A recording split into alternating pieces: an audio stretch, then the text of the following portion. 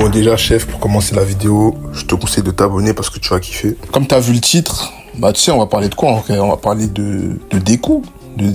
Izuku Midoriya de son prénom. Enfin de son prénom et son nom de famille. T'as compris? T'as capté, je voulais faire cette vidéo parce que je vois les gens ils parlent trop mal de lui. Il y en a, ils sont fous, ils disent c'est un vieux gars, il a pas de couilles et tout.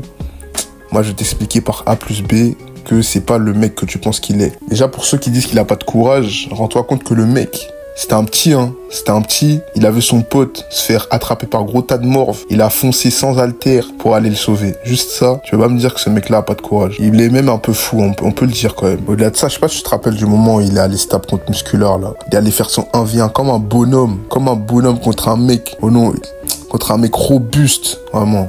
Il est allé, il a protégé le petit.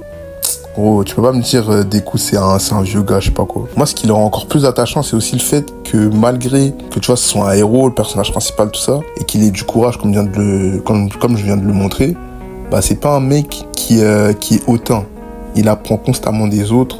On a pu le voir énormément de fois dans l'œuvre. Il cherche constamment à s'améliorer. Ça c'est vraiment très appréciable. Déjà, il a appris de Scotchman. Je sais pas si tu vois c'est qui. Moi, je l'appelle Scotchman. Il a appris de lui pour le Black Whip. C'est-à-dire vraiment le mec, il est vraiment très très humble. Aussi, ce que j'aime bien avec lui, bah en vrai c'est un véritable héros. Parce que lui, il veut réellement sauver tout le monde. Tu vois ou pas?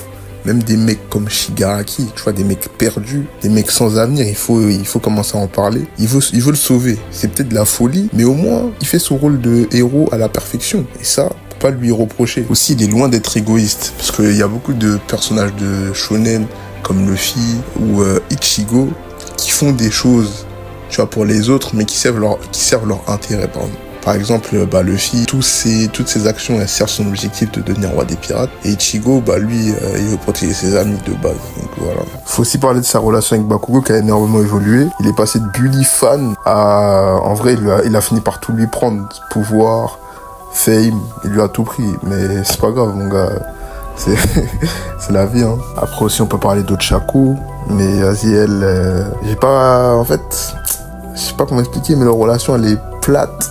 En fait, il n'y a rien à dire, Cry. J'aime bien aussi le parallèle qu'il a avec Spider-Man. Bah, déjà, dans l'acquisition de ses pouvoirs, tu vois, ça va un peu de n'importe où. Il a un mentor. Pas même dans ses attaques, par exemple, le Black Whip. Bah, c'est directement inspiré de Spider-Man. Il a aussi ce côté nerd, un peu ringard du début. Voilà, tu vois, c'est vraiment le Spider-Man des animés, il faut le dire. Après, c'est bien beau tout ça, mais il y a une question que je me pose encore. Mais qui est son daron, finalement? Parce que on sait beaucoup de choses par rapport à lui, mais qui est son daron? Il faut quand même commencer à se poser la question. En tout cas, mon gars, si t'as kiffé, tu connais déjà la chanson. Je sais pas si ce format, il t'a plu ou pas. Ouais, c'était un peu chill, un peu détente. Ouais, voilà, en gros.